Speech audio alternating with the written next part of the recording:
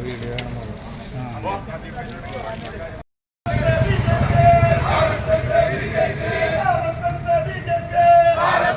BJP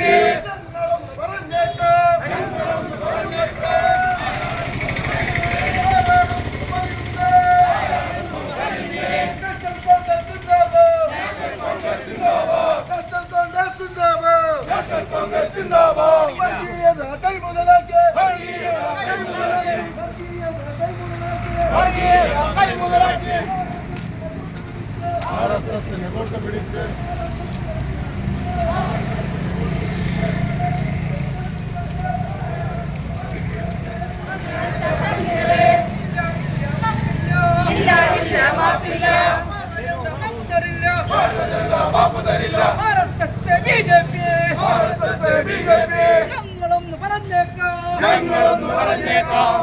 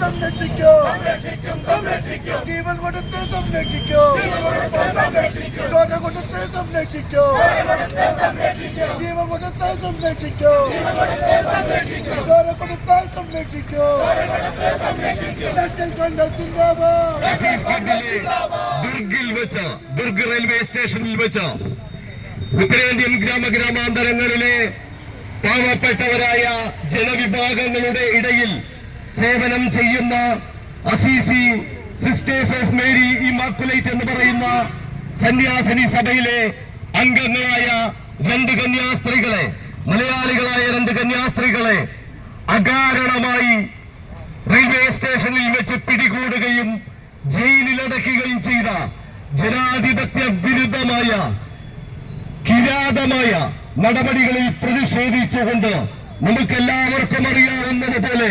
കേരളമൊട്ടാകെ അതിശക്തമായ പ്രക്ഷോഭ സമര പരമ്പരകൾ നടന്നുകൊണ്ടിരിക്കുകയാണ്. ആയതിന്റെ ഭാഗമായിട്ട് ഇന്ത്യൻ നാഷണൽ കോൺഗ്രസ് കൊടകര മണ്ഡലം കമ്മിറ്റിയുടെ ആഭിമുഖ്യത്തിൽ ഇന്ന് വൈകിട്ട് 6:30 കൊടകര ഇന്ത്യൻ കോൺഗ്രസ് കമ്മിറ്റിയുടെ ആസ്ഥാന മന്ദിരമായ ഇന്ദിരാ ഭവനിൽ നിന്നാരംഭിച്ച പ്രതിഷേധ മാർച്ച് കൊടകര പട്ടണത്തിന്റെ രാജവീതികളിലൂടെ സഞ്ചരിച്ച ഇന്നിപ്പോൾ ഈ പ്രതിഷേധ സംഗമഭൂമിയായ കൊടകര ജംഗ്ഷനിലേക്ക് എത്തിച്ചേർന്നിരിക്കുകയാണ്. ഏറെ പ്രിയപ്പെട്ട സഹോദരിമാരെ, പ്രിയപ്പെട്ട സഹപ്രവർത്തകന്മാരെ, നിങ്ങൾ ഓരോരുത്തരെയും നെഞ്ചോട് ചേർത്ത് പിടിച്ച് അഭിവാദ്യം ചെയ്യുവാൻ ഞാൻ ഈ അവസരം ഉപയോഗിക്കുകയാണ്. ജസ്റ്റിൻ, അരുൺ, കോടതി നാരായണകുട്ടി, സദാശിവൻ, പഞ്ചായത്ത് മെമ്പർമാരെ, എല്ലാ നേതാക്കളെയും ഇന്ന് ഇന്ത്യ മൊത്തം, ഇന്നല്ല ഒരാഴ്ചയായിട്ട് ഇന്ത്യ മൊത്തം പ്രതിഷേധത്തിലാണ്. ഈ നരേന്ദ്രമോദി അധികാരത്തിൽ വന്നതിന് ശേഷം ന്യൂനപക്ഷങ്ങൾക്കും ദളിതർക്കും ഒരു സമാധാനം ഉണ്ടായിട്ടില്ല. പ്രതിഷേധ ധർമ്മയുടെ അധ്യക്ഷൻ മണ്ഡലം കോൺഗ്രസ് കമ്മിറ്റിയുടെ പ്രസിഡന്റ് ശ്രീ ആന്റണി വെട്ടത്തുപറമ്പിൽ, ഏറ്റവും ആദരണീയരായ ജനപ്രതിനിധികൾ, ബ്ലോക്ക് കോൺഗ്രസ് കമ്മിറ്റിയുടെ ഭാരവാഹികൾ, മണ്ഡലം കോൺഗ്രസ് കമ്മിറ്റിയുടെ ഭാരവാഹികൾ, ഏറെ സ്നേഹമുള്ള സഹോദരി സഹോദരന്മാരെ, നല്ലവരായ നാട്ടുകാരെ, ജനാധിപത്യ വിശ്വാസികളെ, സുഹൃത്തുക്കളെ, ഇന്ന് രാജ്യത്തുടനീളം വലിയ പ്രതിഷേധ സമരങ്ങൾ നടന്നുകൊണ്ടിരിക്കുകയാണ്. നമ്മുടെ രാജ്യത്തിൻ്റെ ഭരണഘടനയെ പോലും അട്ടിമറിച്ചുകൊണ്ടാണ് ഇന്ന് BJP നേതൃത്വം കൊടുക്കുന്ന ഗവൺമെൻറ്റുകൾ, അത് കേന്ദ്ര ഗവൺമെൻറ് ആണെങ്കിലും സംസ്ഥാന ഗവൺമെൻറ് ആണെങ്കിലും ഇന്ന് ഭരണം നടത്തിക്കൊണ്ടിരിക്കുന്നത്. ഈ രാജ്യത്തെ ഭരണഘടന നമുക്കറിയാം. എല്ലാ മതങ്ങളിലും വിശ്വസിക്കാനും ആചാരാനുഷ്ഠാനങ്ങൾ നടത്താനും ഒക്കെയുള്ള സ്വാതന്ത്ര്യമുള്ള ഒരു രാജ്യമാണ്, മതേതര രാജ്യമാണ് ഇന്ത്യ, എല്ലാ മതവിഭാഗങ്ങളിൽപ്പെട്ട ആളുകൾക്കും. എന്നാൽ ഇന്നത്തെ സ്ഥിതി എന്താ? ജാതിയുടെ പേരിൽ, മതത്തിന്റെ പേരിൽ ജനങ്ങളെ ഭിന്നിപ്പിക്കുന്ന, അടിച്ചമർത്തുന്ന സമീപനമാണ്, തുറങ്കലടിക്കുന്ന സമീപനമാണ് ഈ രാജ്യത്ത് നിലനിൽക്കുന്നത്. എത്രയോ സംഭവങ്ങൾ ഈ രാജ്യത്തെ മതന്യൂനപക്ഷങ്ങൾക്ക്, ദളിത് വിഭാഗങ്ങൾക്ക് എതിരെയുള്ള അക്രമങ്ങൾ ഈ രാജ്യത്ത് നടന്നുകൊണ്ടിരിക്കുന്നു. ആളുകളെ ചുട്ടുകൊല്ലുന്നു, ആളുകളെ ഉപദ്രവിക്കുന്നു. അത് അത്തരത്തിലുള്ള സംഭവങ്ങളിൽ ഏറ്റവും അവസാനത്തെ സംഭവമാണ് കഴിഞ്ഞ ദിവസം ഛത്തീസ്ഗഡിലെ അസീസി കോൺഗ്രേഷനിൽപ്പെട്ട 2 സിസ്റ്റർമാർ, പ്രീതി മേരിയും അതുപോലെ വന്ദന ഫ്രാൻസിസ്, നമ്മുടെ പ്രദേശത്ത് നമ്മുടെ സമീപ മലയാളികളായിട്ടുള്ള 2 സിസ്റ്റർമാരെ കള്ളക്കേസെടുത്ത് ആ പാവപ്പെട്ട സിസ്റ്റർമാരെ തുറങ്കിലടയ്ക്കുന്ന കിരാതമായ നടപടികളാണ് ഇന്ന് BJP നേതൃത്വം കൊടുക്കുന്ന ഛത്തീസ്ഗഡ് ഗവൺമെന്റ് ഇന്ന് നടത്തിക്കൊണ്ടിരിക്കുന്നത്. എന്താണ് സിസ്റ്റർമാർ ചെയ്ത തെറ്റ്? അവർക്ക് ഈ രാജ്യത്ത് സഞ്ചരിക്കാനുള്ള സ്വാതന്ത്ര്യമില്ലേ? ആ നാട്ടിലെ പാവപ്പെട്ട ആളുകൾക്ക് അവരെ സമൂഹത്തിന്റെ ഉന്നതമായ രീതിയിൽ അവരെ പഠനം കൊടുക്കാനും അവരെ സഹായിക്കാനും ഒക്കെ ഈ രാജ്യത്ത് കന്യാസ്ത്രീമാർ ചെയ്യുന്ന പ്രവർത്തനങ്ങൾ നമ്മൾ എത്രയോ കണ്ടിട്ടുള്ളതാണ്. കേരളത്തിൽ തന്നെ എത്രയോ മിഷനറി പ്രവർത്തനങ്ങളാണ് ഈ രാജ്യത്ത് ക്രിസ്ത്യൻ വിഭാഗത്തിൽപ്പെട്ട സഭകൾ ചെയ്തിട്ടുള്ളത്. എത്രയോ ഹോസ്പിറ്റലുകൾ, എത്രയോ വിദ്യാഭ്യാസ സ്ഥാപനങ്ങൾ ഒരു കാലഘട്ടത്തിൽ നിരക്ഷരായിരുന്ന നമ്മുടെ നാടിനെ സാക്ഷരതയിലേക്ക്, സാമൂഹ്യ നവോത്ഥാനത്തിലേക്ക് ഒക്കെ നയിച്ചത് ക്രിസ്ത്യൻ സഭകൾ ചെയ്ത നിരവധിയായിട്ട് നല്ല പ്രവർത്തനങ്ങൾ കൊണ്ടാണ്. എത്രയോ ആശുപത്രികൾ, എത്രയോ വിദ്യാലയങ്ങൾ, എത്രയോ അനാഥശാലകൾ, ആ വിദ്യാഭ്യാസ സ്ഥാപനങ്ങളിൽ പഠിച്ച് ഈ നാടിനും രാജ്യത്തിനുമൊക്കെ വേണ്ടി ചെയ്യുന്ന പ്രവർത്തനങ്ങൾ, അവിടെ എവിടെയെങ്കിലും മതപരിവർത്തനത്തിന് ഈ സഭാവിഭാഗങ്ങൾ തയ്യാറാകുന്നുണ്ടോ, അല്ലെങ്കിൽ അത്തരം പ്രവർത്തനങ്ങൾ നടത്തുന്നുണ്ടോ?